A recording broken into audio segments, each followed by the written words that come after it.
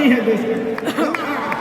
एक से समय मिला है, हम इस चीज को ज्यादा समझ सकते हैं क्योंकि हमारी खुद की बहन नहीं, अपनी बहन नहीं, लेकिन अभी भी हम अपना घर देखते हैं ना तो लगता है कि बहुत बड़ी कमी है। और अगर बहन रहती तो चीजों को अच्छे से समेट के रख सकते थे। अब तो इसलिए आप देखेंगे हमको इंडिया में सबसे ज्यादा राखी बांधी जाती है। पूरे हिंदुस्तान में सबसे ज्यादा राखी बांधी जाती है। नहीं था तो हमारे यहाँ माझी जी थे ना, तो कहे कि भगवान के भरोसे मत बैठो, क्या पता भगवान तोरे भरोसे बैठा लो। तो बहन नहीं तो क्या दिक्कत है, दुनिया में सबसे ज्यादा राखी बांधी गई। अब मतलब आप सोचते हैं कि अगली बार, अभी इस बार 7,500 राखी बांधी गई, 7,500। हर साल रक्षाबंधन के बाद पहले ही, रक्षाबंधन से पहले हमको एक डॉक्टर अपॉइंट करके रखना पड़ता है कि सर मेरा ब्लड रुक जाएगा, इतना राखी बांधी जाती है। तो आप एकदम ना स्टैंड बाई के रेडी रहिएगा। इतना राखी बांधने के बाद एक आदमी आता है मेरा हाथ उठाने वाला, वो हाथ लेके चलता है, हम ऐसे चलते रहते हैं। खुश नसीब है वो लोग जिनके घर में बहनें हैं, जिनकी बेटियां हैं। आप उसकी कदर नहीं कर सकते हैं तो यकीन मानिए इसका बदला भगवान जरूर लेता है। आजकल लोग देखते हैं कि लोग बहू की कदर नहीं करते। अरे वो आपकी बेटी है, चेहरा बदल के वापस भगवान ने भेजा है आपको, नहीं कर सकते कदर ना, तो आपने भगवान की उस नेमत को ठुकरा दिया है। और फिर घर में मुसीबत आएगा तो कहेंगे कि पता नहीं क्या होगा। चाहे चांद पे पहुंच जाइए, चाहे जितना भी आगे चल जाइए, अपनी सभ्यता संस्कृति को मत भूलिएगा वरना मिट जाइएगा।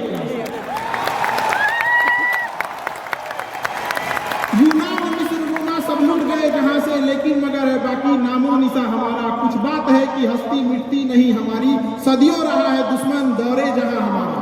भारत को कभी नहीं, इसलिए याद रखिएगा अपनी संस्कृति को नहीं भूलना है। और हमसे गौरवपूर्ण संस्कृति पूरे भारत, पूरे विश्व में किसकी है।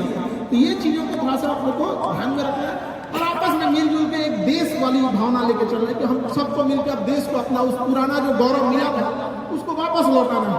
और आप लोग आगे बढ़ेंगे, युवाओं में है, आप जिधर युवा चलते हैं उधर ही सब कुछ चल देता है। यहाँ पर तलवारों के साए पर इतिहास हमारा बनता है, जिस ओर जवानी चलती है उस ओर जमाना चलता है।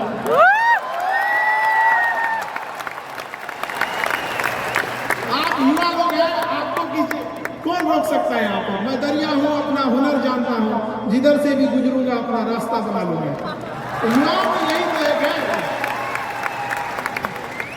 भले जेब खाली हो, जेब में गांधी हो या ना हो, दिल में एक आंधी होनी चाहिए।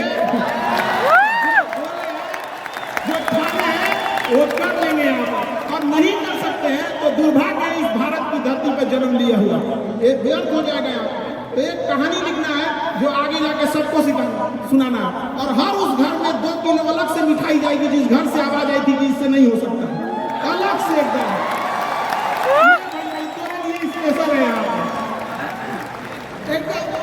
तारीफ करने वालों की कमी हो जाए, जलने वालों की कमी नहीं होना चाहिए। एकदम मिसाल बनिए आप सब लोग को, हमारा आप सब लोग को ढेर सारा शुभकामनाएं, दुआएं। आपको ठोकरें आएंगी, लगेगी ठोकरें, उसी को ठोकर लगती है ना जो चलता है, जो सुतल है बेड ठोकरा, कौन सी का ठोकर लगने वाला है। और ठोकर नहीं लगेगी तो नहीं आगे बढ़ सकते हैं। कामचोरों से तो इंडिया परेशान है, जो कुछ नहीं करता वो भी संडे को आराम करता है। ये तुम्हें संडे क्या होगा ईमानदारी से कीजिए। हम लॉकडाउन का एक छोटा सा एग्जाम्पल देते हैं। हमारे यहाँ एक लेबर काम करते हैं, लेबर लोग, उनकी बहुत दुर्दशा हो गई लॉकडाउन में। रियल में एक्चुअली उनके साथ प्रॉब्लम क्या है ना, they don't have backup money. वो डेली कमाने वाले हैं, डेली खाने वाले। उनका अगर 10 दिन का दिहाड़ी बंद हो गया ना तो उनके लिए बहुत दिक्कत आ गई।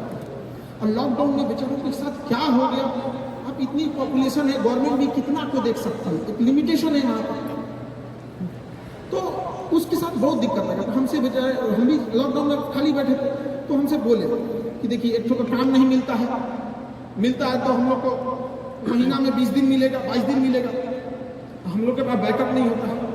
तो उसको हमने एक छोटा सा बात बोला कि भाई देखो, एक काम बस मेरा 1 महीना करके देखना, नहीं अच्छा लगे तो छोड़ देना। काम पे में जाते कितने हो? तो बताया कि 8 बजे जाते हैं। अलग अलग शहर में वो काम करने वाले मजदूर जो आते हैं, मिस्त्री, उनका टाइमिंग अलग अलग हो सकता है। हमारे यहाँ 8 बजे आते हैं वो, और फिर दोपहर में लंच करते हैं, शाम में 4-5 बजे 5 बजे चले जाते हैं। तो वे 8 बजे के काम में आप कितने बजे जाते हो? कहा कि सर वही पहुँचते पहुँचते 8:15 हो जाता है, वो खैनी उनी बनाते चाय पीते 8:30 हो जाता है। हम कहे एक बात बताओ, ये आधा घंटा तुम किस में काटते हो? तो कहा कि जहाँ काम करने गए ना उनके में से नहीं, यही इस दौरान आप अपनी जिम्मेदारी में से आधा घंटा काट लिए थे। आप वहाँ 15 मिनट पहले पहुँच गए थे। तो क्या बोलते हैं मास्टर, पगला गए हैं भाई, देख तो 1 महीना काम करके देखो, बस तुम आप 15 मिनट पहले पहुँच के देखो। वो इंसान 15 मिनट पहले पहुँच जाता, 5 मिनट पहले ही काम चालू कर देता, बाकियों के आने से पहले। लंच में जाते थे तो जब सब चले जाते थे 1-8 मिनट लेट से लंच जाते थे, कुछ नहीं होने वाला है। 1-8 मिनट लंच खत्म होने से पहले ही चले आते थे, बाकी लंच खत्म हो गया 10 मिनट बाद आ रहा, वो लंच खत्म होने से 1-8 मिनट पहले ही चले आते थे।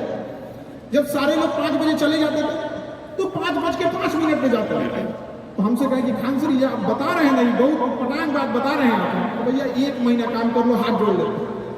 आज के टाइम पे जब 1 महीना काम किया, 10 दिन के अंदर लोगों को हो गया यार कितना ईमानदारी से काम करता है। आज उसको फोन से लोग बोलते हैं कि भाई मिस्त्री खाली हो, फोन से बोलते हैं। और लोग क्या करते हैं पता है, इसको काम दे देंगे, टेंशन नहीं है, टेंशन नहीं है, काम वही है। आप दुनिया में कुछ भी कीजिए, बस अब क्या कीजिए, ईमानदारी से। और आपके यहाँ जो काम करने आ रहा है ना, प्लीज उसका भी आप लोग, मतलब जो भी आप लोग एंटरप्रेन्योर है तो आपके अंदर में भी लोग काम करेंगे, उसका भी ध्यान रखिएगा एक परिवार की तरह। ये नहीं कि उसका भी रोक रख के सैलरी रख ले 2 महीने 3 महीने का, और उसके बाद कहेंगे कि चौपट का हो रहा है। ऊपर वाले की लाठी में आवाज नहीं होता, इस चीज को हमेशा याद रखिएगा। देखिए जैसे बड़ी कंपनी है, याद रखिएगा, बड़ी कंपनी कस्टमर तक डायरेक्ट नहीं पहुंचती है, बीच में एक डिस्ट्रीब्यूटर रखती है, डायरेक्ट कस्टमर को सामान नहीं बेचती है। अगर किसी बिस्किट कंपनी को तो सोचिएगा बिस्किट डायरेक्ट नहीं देगी, बीच में क्या रखती है, डिस्ट्रीब्यूटर रखती है। उसी तरह ऊपर वाला भी ना सबको हाथ में डायरेक्ट पैसा नहीं देता है, बीच में एक डिस्ट्रीब्यूटर रखता है। हो सकता है आप एंटरप्रेन्योर वही डिस्ट्रीब्यूटर है, आपके माध्यम से गरीबों का चूल्हा जलता है, आप मत मारिएगा,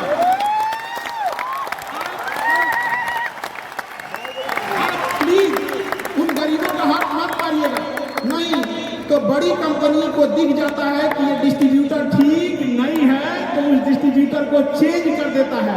अगर गरीबों का हक मारेंगे और ऊपर वाले को नजर पड़ गया ये डिस्ट्रीब्यूटर ठीक नहीं है तो साइड कर देगा, तो फिर कहेंगे कि अब हमारा बिजनेस चौपट हो गया। अरे बापू तुम खुद चौपट किया, ईमानदारी से उसूल बना के रखिए। अरे सूखी रोटी खाना पड़े, एक ही रोटी खाए, आगे जाके धीरे धीरे सुधार होगा। ईमानदारी से, बेईमानी से नहीं होना चाहिए यहाँ पर, क्योंकि जब भी कोई इंसान आगे बढ़ा है तो ईमानदारी से ही आगे बढ़ा है। लूट कर आप 1 दिन खुश रख सकते हैं, 2 दिन खुश रख सकते हैं, चोरी करके कुछ दिन खुश रह सकते हैं, लेकिन जब भी अगर आप अस्थायी और आगे बढ़ना चाहते हैं तो एक ही रास्ता है, ईमानदारी करके। कितना दिन झूठ चलेगा जी आपका, कई दिन। आज के लोग पढ़े लिखे हैं, वो पहले जमाना अलग था कि मदारी दिखा के ढोल बजा कैसे कर देंगे तो लोग चल आएंगे। अब नहीं, अब तो डिजिटल इंडिया है, आपसे जानने से पहले वो पता करके आया आप कौन सी हैं। बहुत टफ हो चुका है आजकल, समझ आ गया कि नहीं आ गया? अभी हम लोग का जो एजुकेशन सेक्टर है ना, पहले क्या था कि बंद कमरे में क्लास होती थी, डिजिटल वगैरह नहीं होता था, तो आदमी पहले जो कोरोना के पहले के बता रहा उतना घर से नहीं भी मेहनत, जितना जो नहीं भी मेहनत करते थे ना वो भी चल जाते थे। अरे चलो ना बता देंगे, अभी तो बोल के देखिए वो रिकॉर्ड है। आप 2 मिनट में तो जितनी ज्यादा बुलंदी पे जाइएगा, इंसान और पतंग जितनी ऊंचाई पे जाता है काटने वालों की संख्या बढ़ जाती है, तो थोड़ा सावधानी से। ये इंडिया में सक्सेस सीखने को मिलता है, धीरे धीरे मिलेगा, और भगवान से उम्मीद करते हैं ऊपर वाला जल्दी से जल्दी आप लोगों को कामयाब करे, और इतने बुलंदी पे जाइए कि आप लोग की केस स्टडी हम लोग को कभी पढ़ना पड़े, इतनी आगे जाइए आप लोग को कि एक समय हम लोग भी आपको देख सकें।